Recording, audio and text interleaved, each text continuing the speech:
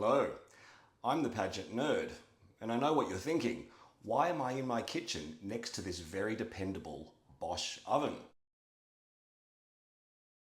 Well, after the Miss Universe 2025 results, I thought it made sense to film somewhere associated with things that get a little heated, occasionally overdone, overcooked even, and sometimes questionably assembled. This is my Miss Universe deep dive, but it's not the usual graphic heavy edition you've seen in past years, because by the time I spend a week or two building charts, maps, tables, and graphics, everyone has moved on, the discourse has died, and the videos end up watched by a few thousand people and one very confused algorithm. So this year, I'm keeping the nerdiness, but delivering it faster, simpler, and without requiring a full graphic design workout. Nonetheless, I hope you still enjoy it. This might be a bit more blunt than what you've come to expect from me, but this is me with my honest viewpoint on the pageant, once my undisputed favourite. Let's dive into Miss Universe 2025. Or in other words, let's get cooking.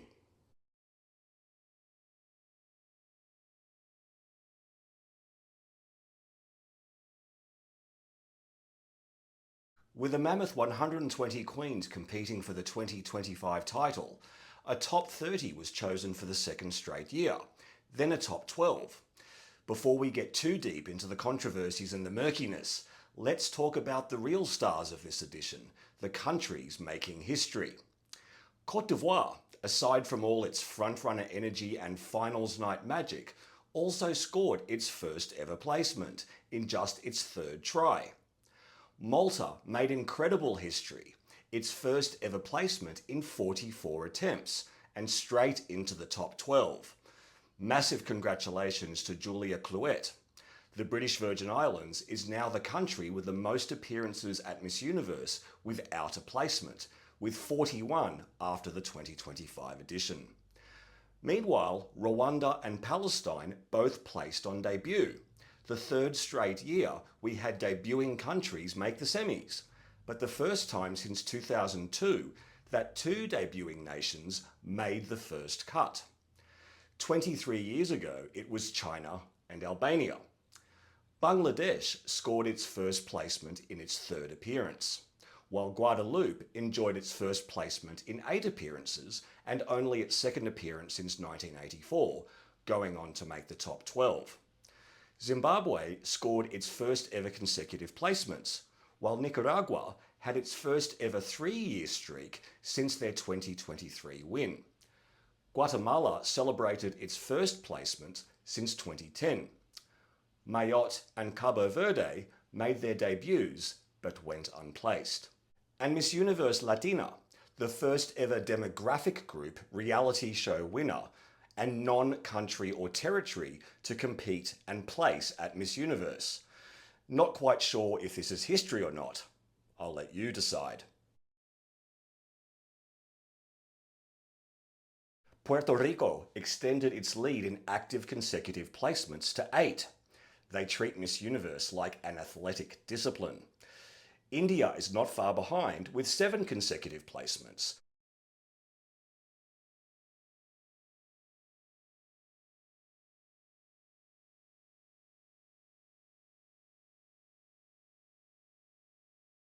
We finished with a top 5 of Mexico, Thailand, Côte d'Ivoire, Venezuela, and the Philippines. 2 women impressed, 2 women held steady, and 1 made the top 5 for reasons that remain open to interpretation. I'll leave you to decide who's who, but it's generally felt that the contestant who should have won was not in the final 2. Before we talk about performance, let's look at the pattern nobody is imagining, namely in relation to Mexico and Thailand, the 2 countries currently with the biggest stakes in the Miss Universe organisation. Last year, Miss Universe was held in Mexico. Thailand placed 3rd runner-up, Mexico 2nd runner-up. This year, Miss Universe was held in Thailand.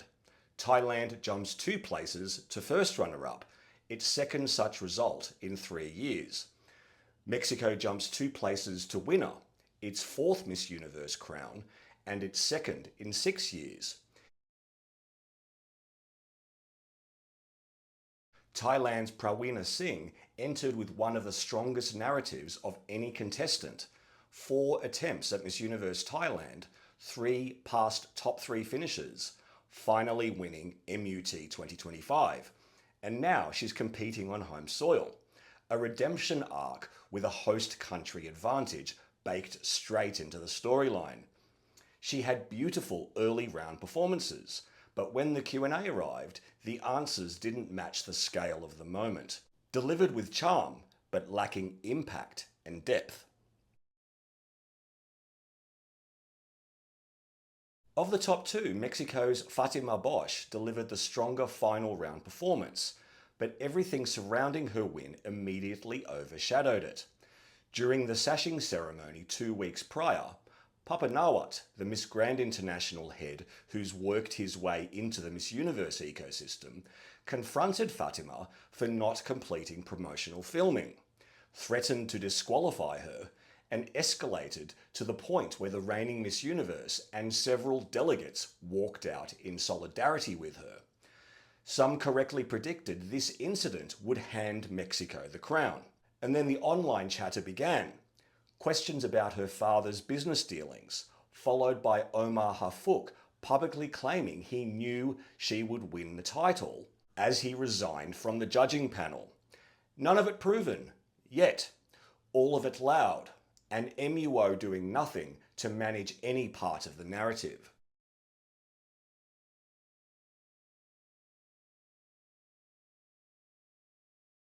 And to anyone who's going to accuse me of being anti-Mexican, let me state for the record, I fully supported Lupita's, Jimenez, and Andrea's victories. I have a deep affection for Mexico, Mexican culture, and Mexican pageantry. I am merely saddened by the predicament Miss Universe is currently in, based on its present-day leadership, irrespective of where that leadership is based.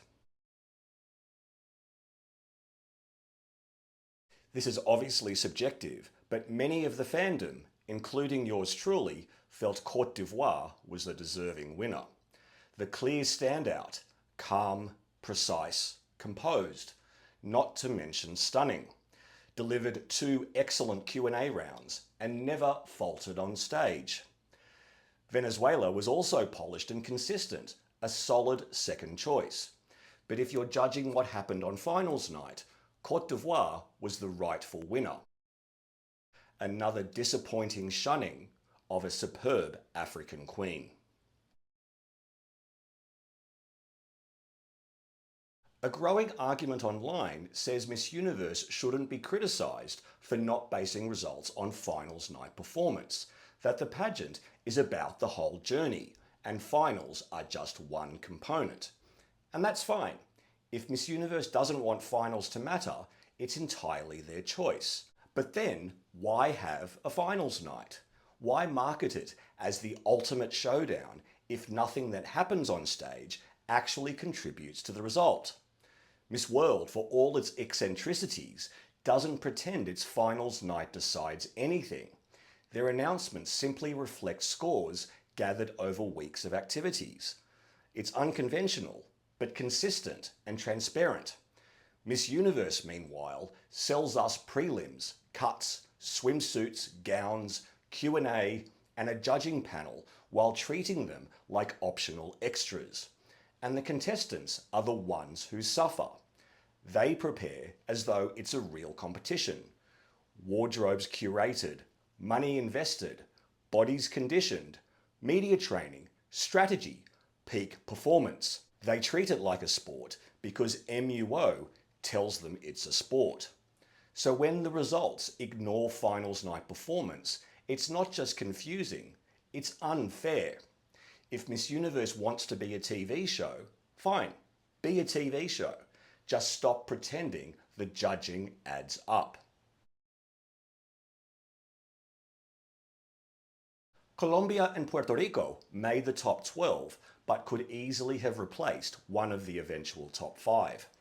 Guadeloupe and China also subjectively outperformed at least one of the top 5. These cuts weren't merit-based, they were narrative-driven. Peru, Portugal and Argentina looked like a lock. Ecuador had one of the strongest prelims performances, and Turks and Caicos delivered their best performance in decades. But prelim scoring continues to function more like a vibe assessment than structured judging.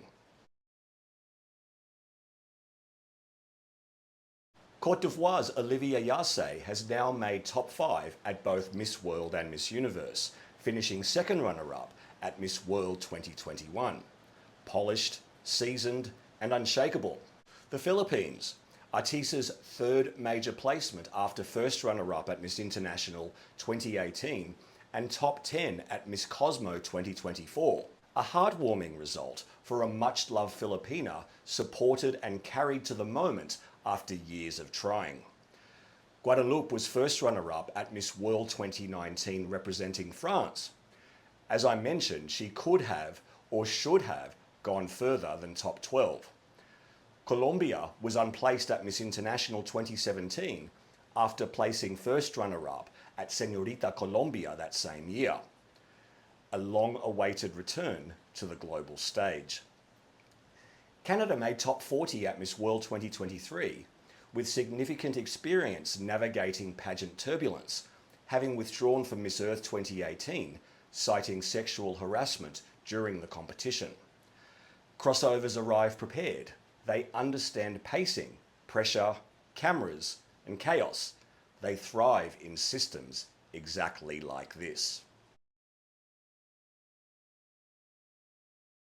So what was the reaction online? The backlash was immediate. Combine the Papa Nawat incident, the host country and owner country dynamics, the multiple judge resignations, and the swirling rumours, and you get a fan base with questions and an organisation offering no answers. Pageants run on credibility, and this year, credibility did not place. Miss Universe 2025 will be remembered for 2 things. A winner whose victory was overshadowed by claims of rigging and predetermined results, and Côte d'Ivoire giving the best performance of finals night and receiving an insulting 5th place in return. When outcomes line up too neatly with host countries, ownership and pre-written narratives, it stops looking earned and starts looking assembled.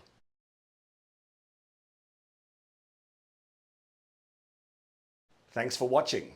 Comment your top 3 below and let me know your thoughts on this faster, less graphically traumatized format. If you'd like more quick turn deep dives like this, I can absolutely keep experimenting with it. I'm the Pageant Nerd. Bye for now.